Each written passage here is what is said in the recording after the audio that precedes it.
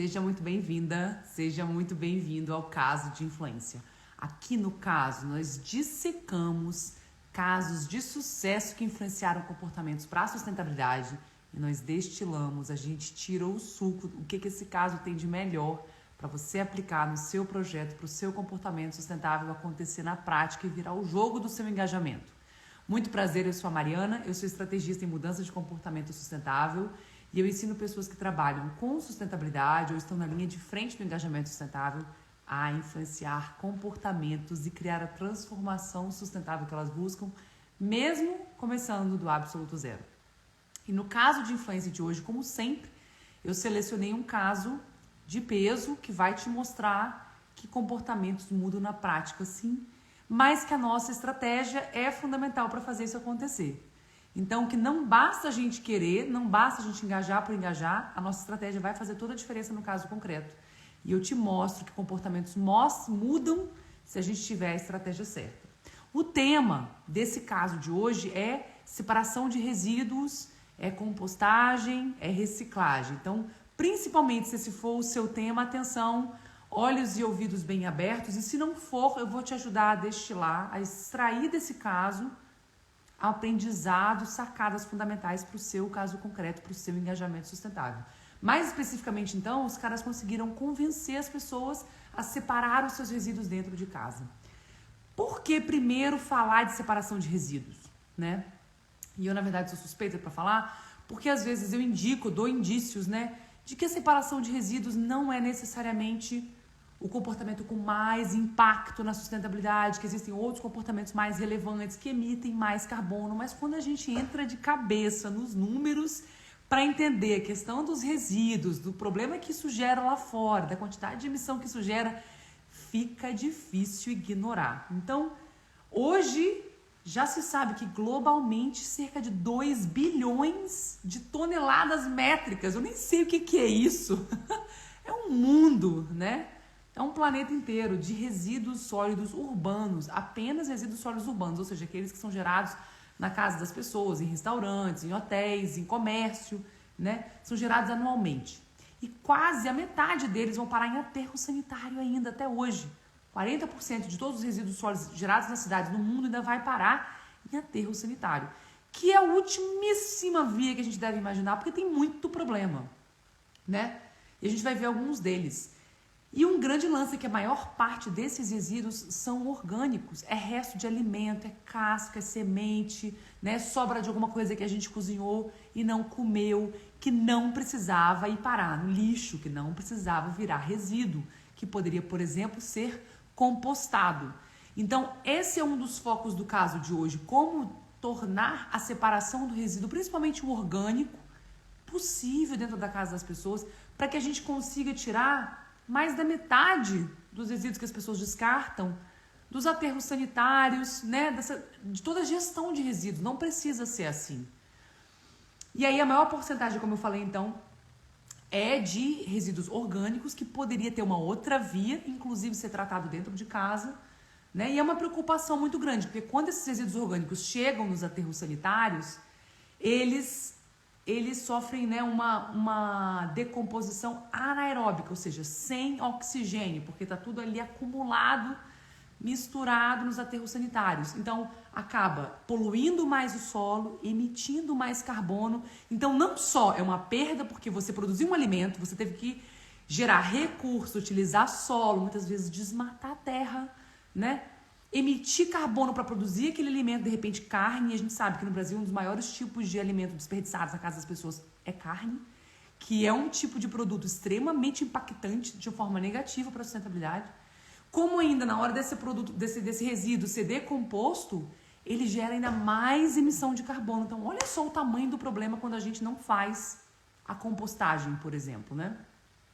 Então, a gente tem ali mais da metade dos nossos resíduos dentro de casa sendo formados por resíduos orgânicos, que a gente poderia dar uma outra destinação, e quando ele chega num aterro sanitário, ele gera mais problema ainda do que ajuda, né? Então, há um relatório do Banco Mundial de 2012, e aqui eu estou checando com você as minhas anotações para eu ter certeza que eu trago informação importante, atualizada para você, né? Que cerca de 46% dos resíduos sólidos urbanos gerados globalmente inclui resíduos alimentares e a maioria poderia então ser compostada. Em outras palavras, ser evitada. Uma redução na quantidade desses resíduos, né, não só evita da gente ter que mandar isso para um aterro sanitário, beneficiando o ambiente, mas também tem impactos sociais e econômicos importantes. Porque o tratamento e a gestão de resíduos gera emprego, muito mais do que simplesmente coletar e descartar isso em qualquer terreno a céu aberto. Então, a gente conseguiria, reduzindo a quantidade de resíduos, evitar impactos ambientais e gerar mais emprego, que gera impactos sociais e econômicos positivos, né? E a compostagem doméstica, já se sabe, é uma das formas eficazes da gente conseguir resolver pelo menos a parte dos resíduos orgânicos de uma forma mais sustentável, sem ter que mandar esses resíduos para um aterro sanitário. Então vamos lá. O que é o caso de hoje especificamente? Foi uma análise, na verdade uma meta-análise, né?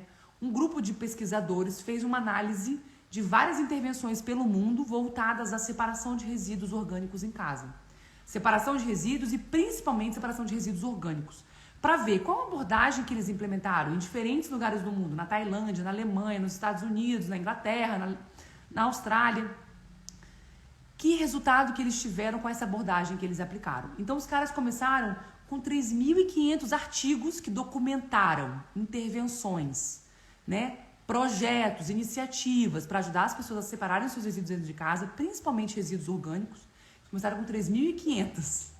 E eles chegaram a 14 artigos, 14 intervenções que eles acharam bem feitas. Então, os caras foram bem exigentes. Então, o que eu vou te trazer aqui é o creme de la creme, a nata da nata dessa análise, né, que começou com um funil com a boca desse tamanho, vendo todas as documentações até então de projetos nessa área, para chegar a 14 que eles falaram, bem feita, né, a gente, com qualidade a gente pode confiar. Vamos ver o que os caras conseguiram de fato mudar de comportamento e como que eles fizeram isso, né? E as estratégias variaram, né? Então, desses 14 artigos que documentaram uma intervenção de mudança de comportamento para as pessoas separarem os resíduos orgânicos em casa, as abordagens foram diversas, né? Muitos deles forneciam mais infraestrutura, por exemplo, composteira ou lixeira para as pessoas separarem os resíduos dentro de casa. Muitas vezes estavam voltados para mudanças mais estruturais, como fornecer serviço de coleta de resíduos orgânicos ou de outros resíduos para reciclagem.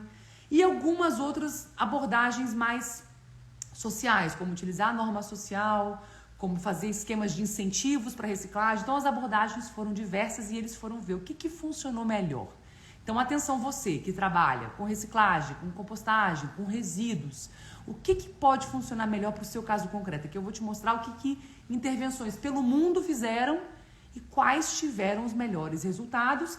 E mais, não vai parar aí, com análise de como isso pode ser melhorado para o futuro. O que faltou mesmo nessas intervenções que tiveram um bom resultado, para que o resultado seja melhor ainda. Então, a gente também não senta no nosso resultado, não. A gente quer sempre crescer, sempre influenciar mais. Porque se a gente pode influenciar mais, por que a gente vai influenciar menos? A gente está sempre em movimento, numa dinâmica. Então, bora. E aí, o que vocês acham que funcionou melhor? Você que de repente está aqui, que trabalha com esse tema, você tem alguma abordagem que funciona? Conta pra mim. Se você não está assistindo ao vivo, está assistindo depois, coloca nos comentários, né, que essa live vai ficar postada. Se você está aqui comigo agora, o que você acha que funcionou melhor? Será que é dando infraestrutura para as pessoas, que as pessoas separam seus resíduos? Será que é utilizando norma social, que fala, olha, o seu vizinho está separando resíduo, os seus munícipes aqui estão separando resíduo, separe você também? Será que é simplesmente comunicando, dando informação para as pessoas e falando separar os resíduos é muito importante, porque tem muito impacto negativo? O que será que funcionou melhor? Qual seria o seu chute? Se você tivesse que dar um chute, o seu achismo fala o quê? E eu já vou começar desbancando os achismos todos, então, e contando os resultados. O impacto comportamental, estatisticamente mais significativo dentre todas essas análises, arrasou dando estrutura, você foi na veia.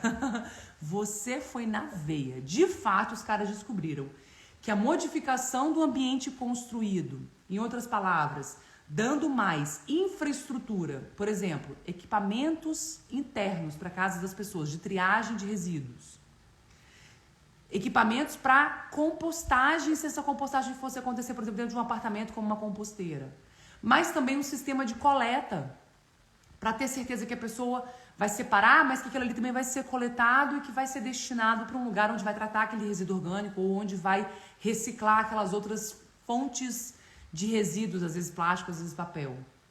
Foram as intervenções que mais geraram resultado. Então, infraestrutura, seja dentro de casa, seja no entorno, quer dizer, coleta, e principalmente, se fosse mais conveniente, coleta perto da porta de casa, né? Com uma destinação segura, onde a pessoa confia que ele vai ser tratado.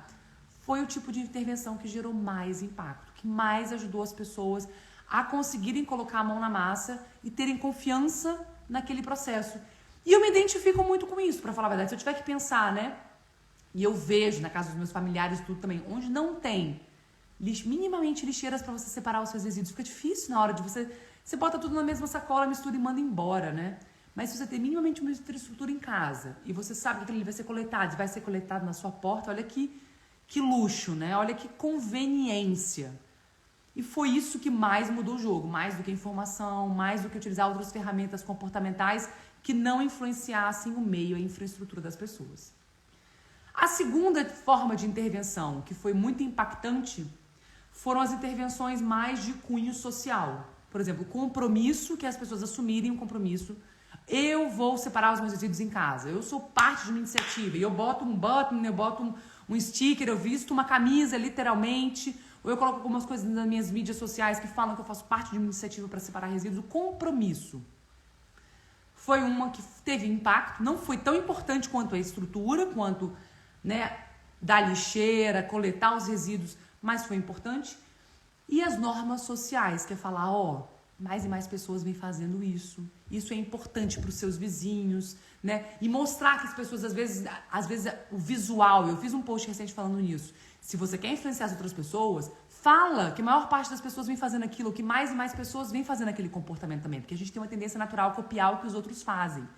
E não só falar, se as pessoas puderem ver, se as pessoas puderem... E o grande problema é que muitas das vezes o resíduo orgânico é separado no ambiente privado, dentro de casa. Mas não à toa, muitas vezes existe uma lata de lixo maior, de resíduo maior, que fica do lado de fora da porta, que mostra que aquela pessoa faz a separação do resíduo orgânico. E às vezes, em alguns países, essas latas são de diferentes cores. Eu acho que também para gerar um impacto social. E visualmente, você passa na frente da casa de um vizinho e vê que aquela lata de lixo está ali, significa que ele separa o seu resíduo orgânico. Né? Então, tudo que é visual tem mais impacto. Tudo que as pessoas conseguem ver, elas acreditam mais, né? Existem evidências, por exemplo, que mostram que em bairros onde as pessoas têm painel solar no teto, no telhado, e os vizinhos conseguem se ver, há mais chances de outras pessoas colocarem painel solar no teto do que aonde não há. Simplesmente porque as pessoas se comparam, se olham, se influenciam, né? Então, seguido da infraestrutura, da estrutura de separação, né, de equipamento para separação dos resíduos dentro de casa, composteira para compostar dentro de casa, resíduo orgânico, e saber que vai ter uma coleta segura, conveniente, foi o que mais teve impacto, seguido de intervenções como compromisso, eu vou fazer e eu comunico isso de forma pública, né, seja de forma digital ou física, e a norma social como ferramenta para influenciar, por exemplo, vizinhos, bairros, né? As intervenções mais robustas, então, descobriu-se que elas tinham um mix de soluções. Às vezes não era dar a infraestrutura para dentro de casa, às vezes não era só providenciar o serviço de coleta, às vezes não era só o compromisso, era uma combinação de fatores. Eu vou dar as lixeiras, ou eu vou ajudar as pessoas a subsidiar a compra de lixeiras ou de composteiras, e eu vou fazer o compromisso junto com isso. A pessoa vai assumir um compromisso e vai ganhar a composteira junto. Então, uma combinação de ferramentas, o que é absolutamente possível. A gente não precisa focar numa ferramenta, numa abordagem comportamental só. O grande problema é que quando a gente mistura muito, a gente às vezes não sabe de onde que está vindo mais resultado, né? Mas, em geral, até 2 ferramentas não tem problema nenhum. A gente der 2 abordagens, nesse caso, como eu falei. De repente, providenciar a infraestrutura interna para a casa das pessoas e ter certeza que aquilo ali vai ser coletado na porta, né? Ou que vai ter uma infraestrutura para dentro de casa e a pessoa vai assumir um compromisso. Ou vai ser influenciada por uma norma social. Funcionou melhor nesses casos analisados. Uma mistura, um mix de intervenções. Beleza? Tá claro até agora? Então, a gente conseguiu já ter uma ideia do que deu certo nessa abordagem, né? E, de repente, pode ser uma luz no fim do seu túnel se a questão da compostagem, da reciclagem, da separação de resíduos é algo importante para você. Não basta falar para as pessoas o que elas devem fazer. A gente precisa ir além. E nesse além, o que mais gerou resultado foi estrutura, infraestrutura, tanto de coleta quanto de separação dentro de casa, seguido de compromisso com norma social, ou seja, a pessoa assumir um comprometimento público e ser influenciada pela norma social, comunicando, por exemplo, que mais e mais pessoas naquele ambiente fazem aquele comportamento desejado também. Mas os caras não pararam por aí, eles fizeram uma análise de lacunas. Ok, algumas dessas iniciativas foram bem feitas, mas no geral, trocando em miúdos, o que eles poderiam ter feito para melhorar os resultados?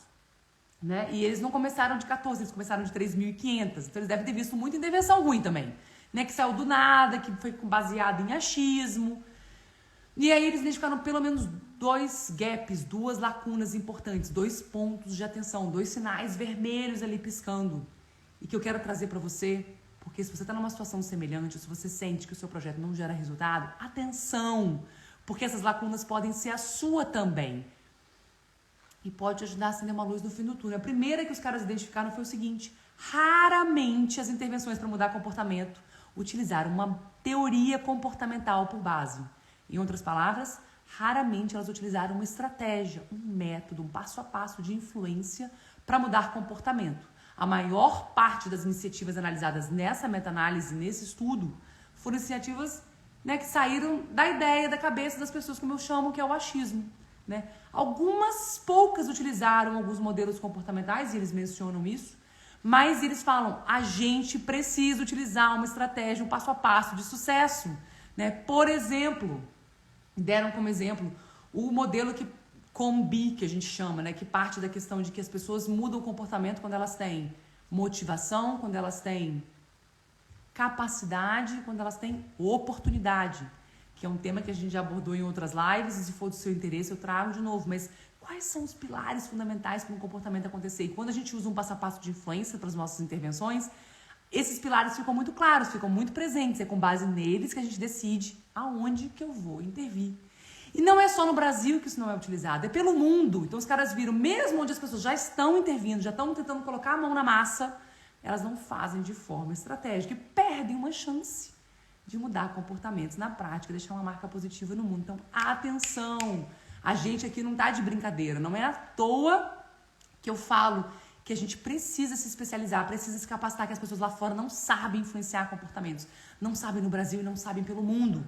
Então, a hora que a gente começa a colocar a mão na massa e começa a aprender o método de influência e disseminar, a gente vai estar se destacando do resto da massa, da maioria, e vai estar fazendo uma contribuição incrível para atingir os objetivos de desenvolvimento sustentável. Então, essa foi a primeira lacuna identificada, a falta de método de passo a passo. E minimamente, se estivesse utilizando um método, a gente estaria vendo outros níveis de resultado nessa análise. Um segundo ponto fundamental, ou uma segunda lacuna que os caras identificaram, é a falta de segmentação na abordagem. Alguém sabe o que é segmentação? Já ouviram falar desse nome? Acende uma luz quando eu falo segmentação? Segmentação é quando a gente não fala para o mundo inteiro. É quando a gente tenta focar num grupo específico de pessoas para a gente influenciar. E normalmente, a maior parte dos projetos lá fora querem influenciar o mundo. Ah, minha campanha... Mariana, eu não vou seguir o método de influência não, porque minha campanha é uma campanha nacional, é uma campanha, né, que abrange muitas pessoas. Sua escolha, beleza, ótimo para você, mas provavelmente você não vai ter impacto nenhum.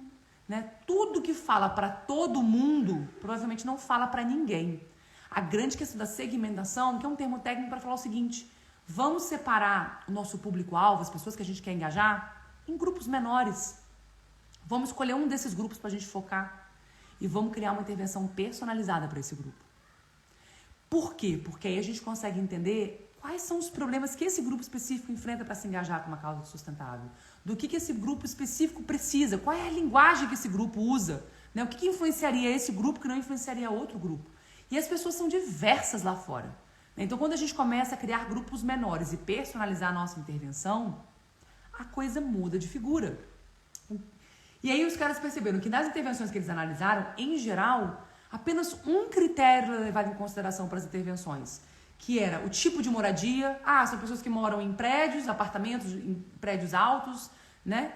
Ou são casas, né? Ou são moradias pequenas ou grandes, ou o bairro. Ah, a gente vai começar a fazer uma intervenção piloto no bairro tal, né? No bairro X, no bairro Y, né? Em Santa Lúcia, na Praia do Canto, no Barro Vermelho, falando aqui alguns bairros de Vitória no Espírito Santo, de onde eu venho. Critérios mais demográficos, mais geográficos, né? Se você quer ser universal, cante sua aldeia. Pô, forma linda de traduzir essa questão e de dizer, né? Vamos ser específicos, concretos, né? Seja com relação ao nosso ambiente mais específico e mesmo na nossa aldeia, vamos focar em algumas pessoas delas, que têm mais propensão a mudar, ou que têm mais necessidade. Então, o que os caras perceberam? Que existem subgrupos, por exemplo, pessoas difíceis de atingir. Às vezes, pessoas que não estão, por mais que a gente use o telefone, mas que não estão presentes nas mídias sociais, que não seriam sensibilizadas, às vezes, por uma determinada campanha. Às vezes, pessoas idosas que têm dificuldade de conseguir separar o resíduo e levar o resíduo para o lado de fora, né? Ou às vezes é uma novidade muito grande para um determinado grupo de pessoas e as pessoas não conseguem se enquadrar naquela novidade. Às vezes é um grupo de pessoas que não fala a língua principal daquele país. Existem tantos tipos de grupos excluídos. Às vezes são pessoas excluídas financeiramente, às vezes são pessoas excluídas, né, para mais ou para menos, né? Quem ganha muito não dá bola, quem ganha pouco não consegue ser mobilizado. Mas nem precisa ir tão longe. Às vezes a gente pode pensar, vou focar em casas de pessoas que tem, né, que são casais sem filhos, 2 pessoas só, porque de repente é um contexto menos complexo, né, onde tem menos pessoas envolvidas. Ou eu vou focar em pessoas que já têm a intenção de fazer a coisa certa, já querem separar seus resíduos, mas não conseguem colocar a mão na massa, não sabem como fazer, não tem infraestrutura. Esse grupo, então, é o mais fácil da gente atingir, né? Porque ele tá ali já na cara do gol, já convencido, só precisa de uma mão para ajudar. Né? E muitas das vezes dão mais do que características demográficas, onde essa pessoa mora, né? Que tipo de casa ela mora, essas características etnográficas, né? Quais são os interesses, quais são as intenções que essas pessoas têm, qual é o dia a dia delas. Às vezes um grupo que eu vi de pessoas sendo focadas numa intervenção, um grupo de pessoas sem tempo, pessoas que saem cedo de manhã para trabalhar e voltam de noite, né?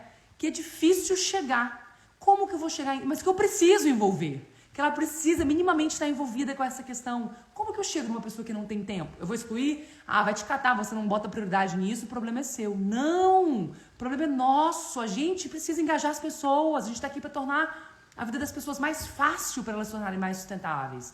E não mais difícil, não é um julgamento de valor.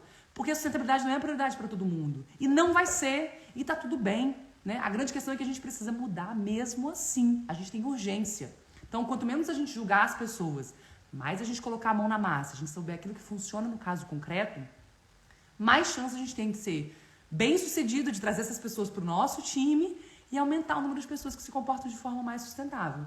Então, essa foi a segunda lacuna, que os projetos em geral são genéricos, né? Não segmentam o seu público-alvo, não focam em grupos específicos, fazem a mesma intervenção para todo mundo. E aí as chances são desse projeto não dar certo, ou de ter um impacto reduzido, porque ele é genérico. Em geral, intervenções genéricas, né, que falam para todo mundo da mesma forma, têm menos impacto. Então, a grande questão é, vamos focar. E aí, a gente focando num grupo específico, a gente personaliza as nossas intervenções. Né? São pessoas sem tempo, são pessoas com intenção sustentável, sem intenção sustentável, idosas, mais jovens, casas com muita gente, pouca gente. Muda a cara do desafio para a pessoa se engajar com você. E aí muda a cara também da sua solução para você engajar essas pessoas. Então, se você engaja pessoas, de repente, com a questão do resíduo, no seu condomínio, no seu bairro, no seu município, pensa nisso, né? Você conhece o perfil dos seus moradores, qual que eu vou começar, onde eu tenho mais potencial, de repente, quem já está pronto para me ouvir, para eu ter minhas primeiras respostas, minhas primeiras vitórias, e a partir daí galgando para engajar. Não significa que os outros grupos vão ser excluídos, não, mas provavelmente eles vão demandar outro tipo de intervenção. Então, eu achei que, de uma forma ou de outra, as sacadas, né, os pontos destacados para a gente melhorar as nossas intervenções foram muito claras e muito convenientes para a nossa situação de uma forma geral. Fala com a maior parte dos desafios que eu também encare, que para você, provavelmente para você não é diferente. Então, qual foi o resumo da ópera, né? Que a gente precisa de intervenções mais personalizadas, que a gente precisa de intervenções projetadas junto com os usuários, trazer as pessoas que a gente quer engajar, para pensar em soluções junto com a gente. Como eu falei, você no seu condomínio, traz 1, 2, 3 vizinhos para pensar junto com você, para entender por que eles não fazem, né? Ou quem faz, por que faz, né? E aí focar a intervenção nas necessidades ou nos desejos, nas oportunidades daquelas pessoas que você quer engajar no fim do dia. Então, o que você pode levar de hoje para o seu caso concreto? Trabalhe você com a separação de resíduos, reciclagem e compostagem ou não? Primeiro, que é fundamental você seguir um passo a passo, um método, um modelo de influência, para você não partir do seu achismo na hora de você criar uma intervenção. Eu vou informar as pessoas que elas têm que reciclar, eu vou tornar uma lei e vou obrigar, né? Ou não, vamos entender o que as pessoas precisam, vamos utilizar um passo a passo de influência, uma teoria, um modelo comportamental por detrás, que é justamente o coração aqui do movimento de influência. A missão da Mariana é compartilhando conteúdo todos os dias, vindo para as lives com você, para te ajudar a encontrar uma luz no fim do túnel, para você ver que você não está sozinho nessa missão, que estamos todos aqui nessa missão importantíssima de influenciar comportamentos para a sustentabilidade e que existe um método que funciona melhor do que o seu achismo. Melhor do que aquilo que você acha que é o que é de fato, e esse método te ajuda a fazer isso aflorar. Um segundo ponto, né, você usar uma teoria comportamental como base. E eu volta e meia exploro diferentes teorias comportamentais. Não existe só uma, né, mas em geral o que elas fazem é explorar a forma como as pessoas de fato tomam decisão. E as pessoas não tomam decisão conforme aquilo que você pensa que elas tomam. Em geral, há outros fatores que influenciam a decisão das pessoas. E essas decisões vêm se repetindo. Não são decisões, são irracionais, mas elas são previsíveis. Então a gente já começa a saber o que tem que estar presente para aquele comportamento que eu quero influenciar acontecer no caso concreto. Um terceiro ponto é você envolver as pessoas que você quer engajar com a sua solução. Às vezes as pessoas até me falam assim, Mariana, eu estou muito sozinha, eu fico desmotivada, porque eu fico aqui batendo cabeça sozinha com o meu projeto. Eu fico aqui batendo cabeça sozinha com o meu engajamento sustentável. Parece que eu sou, me falaram, né, na live dessa semana, um grão de areia no meio do oceano, né? Por que não envolver e engajar alguma das pessoas que você quer influenciar? Porque é uma forma da gente criar uma intervenção participativa, robusta, colaborativa, e ninguém melhor do que as pessoas que você quer engajar para entender por que elas não se engajam com você, quais são os problemas que elas enfrentam. Então a gente tem ao nosso dispor uma baita inteligência coletiva, né? As pessoas não precisam ser objeto da nossa intervenção, não é um joguinho, não são marionete, né? Se elas pensam junto com a gente, mais elas confiam na nossa abordagem, mais robusta se torna a nossa intervenção, o nosso engajamento sustentável, provavelmente mais eficaz ele vai ser, aumenta seu nível de influência. Então, várias abordagens de influência pelo mundo. Tem um americano, por exemplo, BJ Fogg, que é um cara da Califórnia, que é um dos pioneiros nesse tema de influência de comportamentos, na verdade não é de influência de comportamentos sustentáveis, ele é um dos pioneiros no tema influência de comportamentos pelo mundo, né? E não necessariamente para a sustentabilidade. Aliás, o tema dele principal nem é sustentabilidade, são comportamentos digitais. Né, na hora de você comprar um produto, como influenciar a pessoa para comprar, né, mas claro que a sustentabilidade começa a bater na porta e temas mais sociais também. Mas o que eu ia falar com relação ao BJ Fogg é o seguinte, é que ele é um dos grandes incentivadores da gente pensar soluções em grupo, da gente mobilizar algumas das pessoas que a gente quer influenciar, representantes do nosso público-alvo, não apenas para pesquisar essas pessoas, fazer entrevista, fazer questionário, fazer pesquisa, fazer grupo focal, mas convidar essas pessoas para workshop, para falar, olha, essas são as minhas descobertas, eu sei que esses são os problemas que as pessoas enfrentam para se engajar, o que você acha que vai funcionar melhor no caso concreto? Eu pensei nessa solução, você acha que funcionaria? Então, envolver as pessoas que a gente quer engajar no pensamento, né? Que tipo de mudança elas estariam dispostas a adotar, o que elas acham que pode funcionar melhor no caso concreto. Isso aumenta a transparência, a ética e a eficácia do nosso engajamento sustentável.